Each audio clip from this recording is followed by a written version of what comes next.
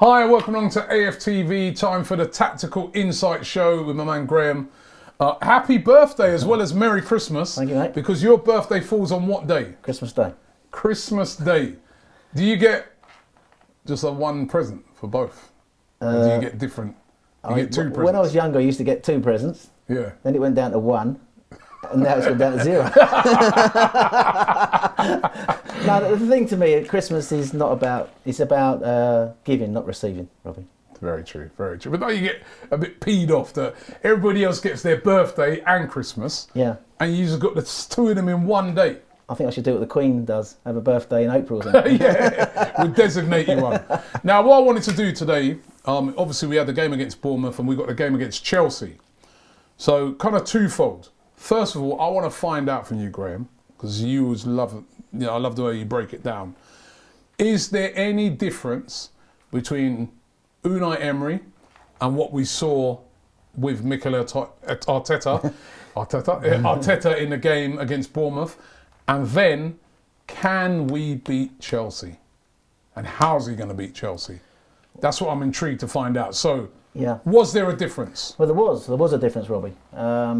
And I think Arteta himself said after the game he thought the attitude, the desire and the commitment was better straight away. Mm-hmm. I think agree with that. the first thing I noticed, the difference between an Emery team and an Arteta team, I think whereas Emery was more worried about the opposition and we were all about stifling the opposition's play, whereas Arteta was all about building confidence into these players and maximising their abilities to produce on the pitch. And I thought there was a freedom in the play.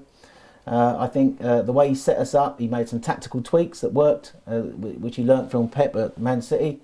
And I think overall this was a step in the right direction.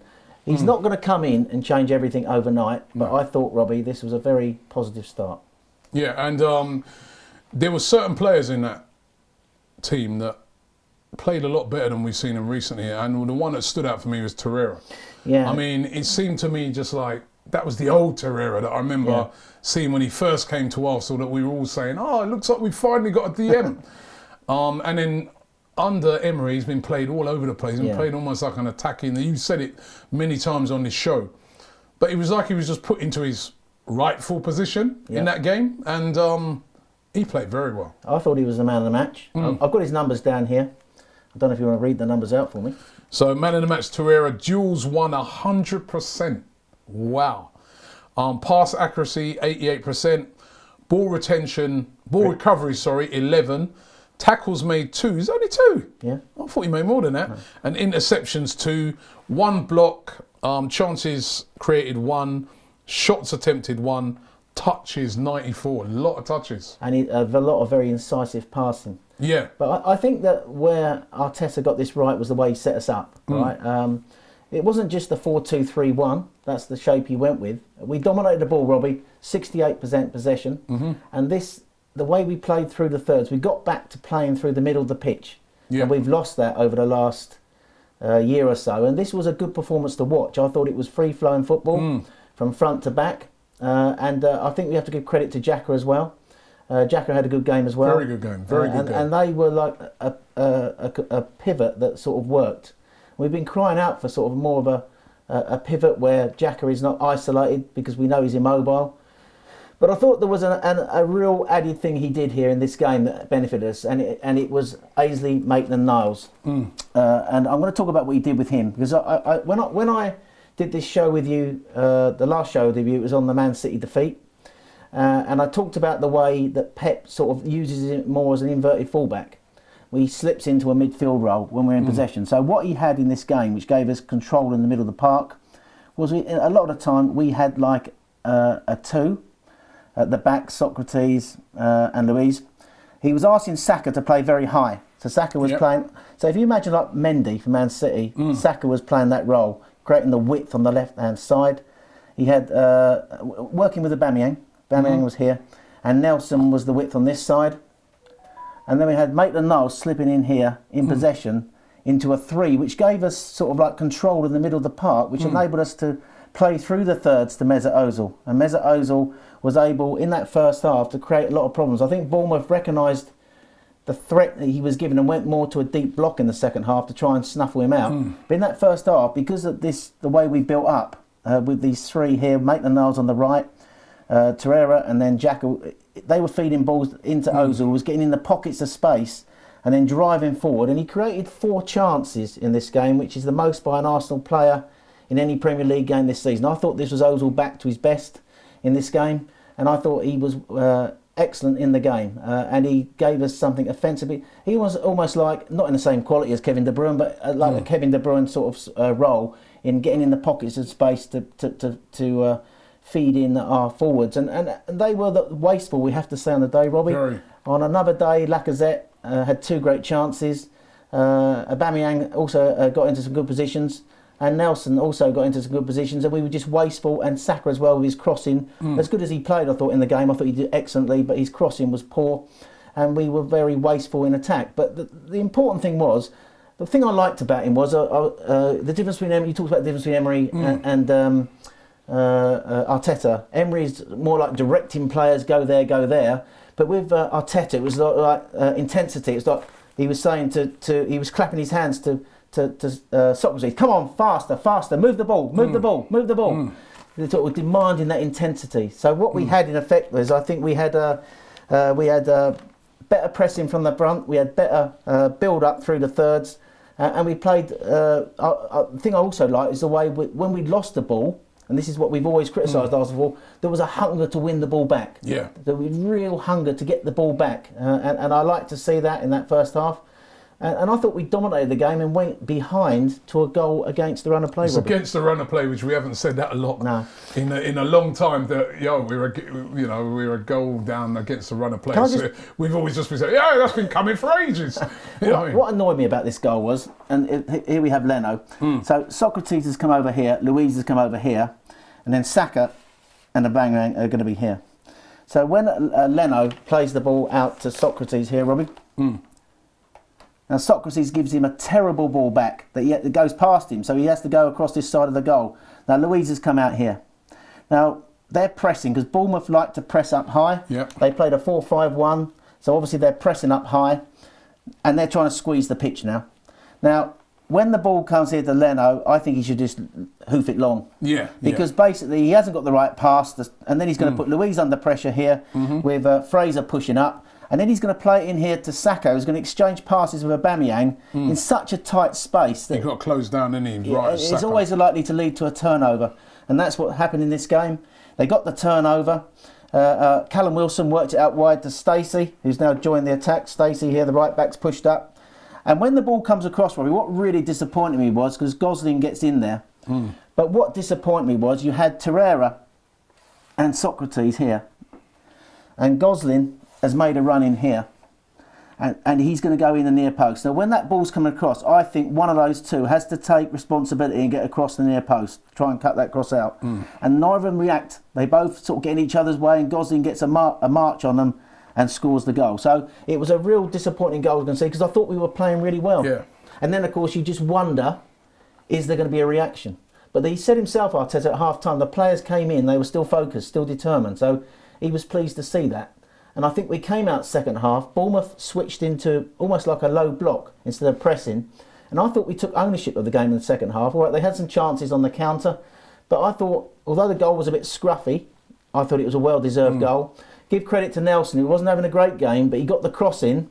And when it deflects across, Aubameyang, that looks easy, but it's not on a wet pitch. Difficult. And he's now scored 73% of our away goals, and that is his 12th Premier League goal season. Yeah, he is absolutely in a team that's not been performing, and there's fans that say, "I can never understand it. We should cash in. Cash in on what? Then what? How much money do you pay to replace a player like that?" I think the problem's going to be for the hierarchy if he's not going to extend. No, listen. If he doesn't want to extend, then I understand it. Yeah, because you don't want to have those situations where we've had in the past where players are running their contracts down and walk away for nothing. Yeah. But if he wants to stay, I think we should definitely be re-signing this guy, because I said it in an earlier video, he's a young 30. You know what I mean? In that he's never injured. He's lightning quick. His reflexes are all there. I think he's playing like a 25-year-old at the moment. And I thought the three of them yesterday, that's Nelson, Lacazette and Aubameyang, pressed intelligently from the front. Pressed intelligently. It was more of a coordinated press in this game than I've seen for a long time. and I thought that we pushed up more than we have done in the midfield, also to support that press.